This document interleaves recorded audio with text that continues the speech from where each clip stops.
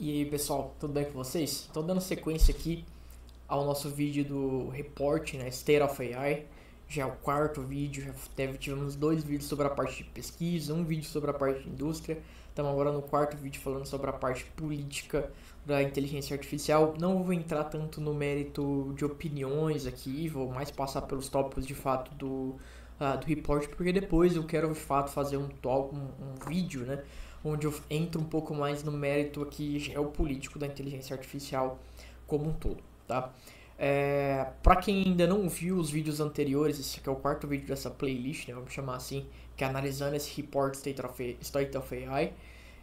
Tá aqui na descrição os outros vídeos. Não se esqueçam de deixar o like, não se esqueçam de compartilhar o vídeo, não se esqueçam de comentar, não se esqueçam de se inscrever no canal, tá? Isso é super importante para a manutenção do canal e para que a gente traga mais análises como essa. Como eu comentei lá no primeiro vídeo, esse report está todo em inglês, eu estou trazendo aqui uma análise em português no report como um todo. São mais de 210 páginas, a gente está aqui na página já 150, a gente está finalizando o report, tem muito conteúdo lá na parte de pesquisa de indústria, então deixa o like aí, não custa nada, beleza? Então vamos entrar aqui na parte de políticas.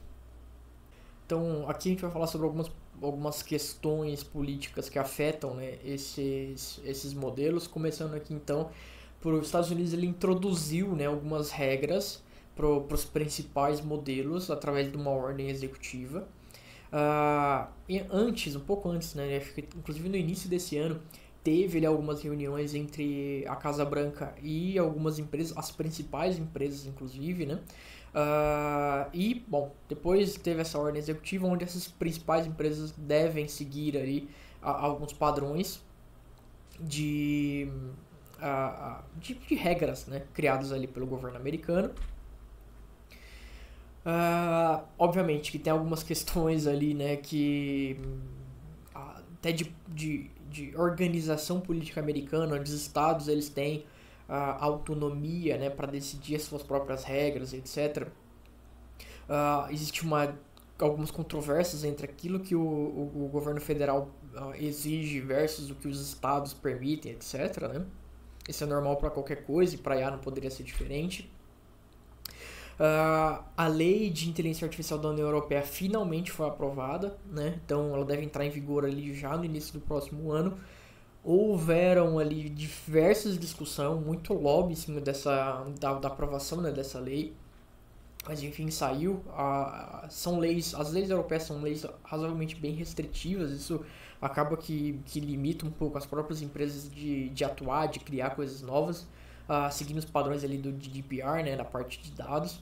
Mas saiu aí, provavelmente com algumas... Eu não entrei no mérito, tá, de todas as regras que foram definidas pela lei, mas provavelmente é consideravelmente mais restritiva do que em outros lugares, né? Bom, aqui já falando de novo, né, sobre a regulamentação da União Europeia, e falando como os laboratórios dos Estados Unidos ali, eles estão tentando entender e tentando, né, contornar essa regulamentação europeia, etc., para conseguir atuar, né? Até então, a GDPR era a principal lei ali que governava, né, sobre essas empresas, mas agora vamos ter aí a lei de inteligência artificial, que provavelmente também vai ser bastante restritiva, né, do ponto de vista dessas inteligências artificiais, né? Depois ele tem algumas preocupações que a gente já tinha, né, desde o início, os governos ali falando sobre a coleta de dados dos usuários, o quanto esses modelos eles podem afetar, inclusive, a opinião de pessoas dentro dos países, né? Então, existe uma questão política bastante considerável ali, que a gente tem que levar em consideração, né? Falando sobre a regulamentação do Reino Unido também. Falando sobre a regulamentação na China, que existem algumas nuances, né? Porque a China ela tem uma limitação um pouco maior de hardware, né? Porque, no final das contas, boa parte do hardware não é chinês e existem várias sanções ali de outros países para que o hardware não seja vendido para a China. A China é um país um pouco mais fechado, principalmente para o restante do mundo, em relação a opiniões, a coisas que as pessoas, né, da China tem acesso, então provavelmente deve ter várias restrições aqui de o que esses modelos podem ou não falar, né? Essa mesma questão que eu estava falando agora, como que os Estados Unidos têm limitado, né, consideravelmente a venda de chips para a China, né, então através de sanções, através de limitações de fato dentro das empresas. Como a China tem tentado contornar isso, criando seus próprios chips de IA, né, competidores para os chips de IA através de suas próprias empresas. E aí, bom, aqui tem algumas questões, né, que ainda seguindo sobre esse tema das limitações de chips de venda de chips dos Estados Unidos para a China. Até por uma questão ali de onde esses chips são fabricados, existia toda uma pressão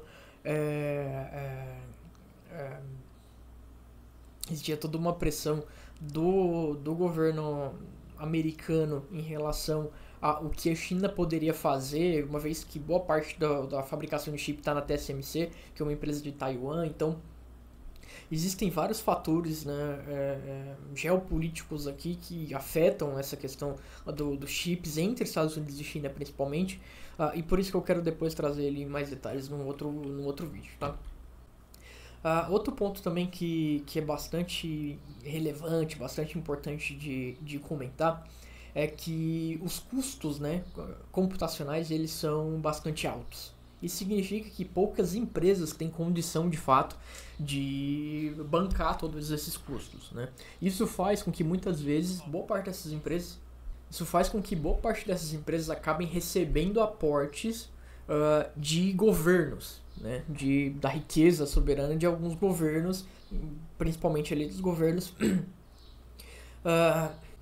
governos ali da região do Oriente Médio, né? Então existe uma expectativa, né, que esses governos passem a investir um dinheiro considerável nesses modelos, ou nesses provedores de modelos, né? Depois aqui fala um pouco sobre o subsídio, né, do governo, os esforços ali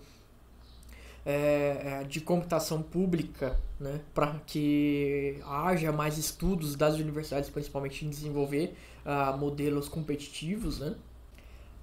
Depois, o aumento do consumo da necessidade, né, de computação, ela tem comprometido esse compromisso do Zero Net, né, ou seja, aquele gasto de carbono, né, das Big Techs, que está sendo comprometido. No final das contas, as Big Techs tinham aí algumas previsões de até 2030 diminuir ou reduzir consideravelmente a emissão de gases de efeito estufa.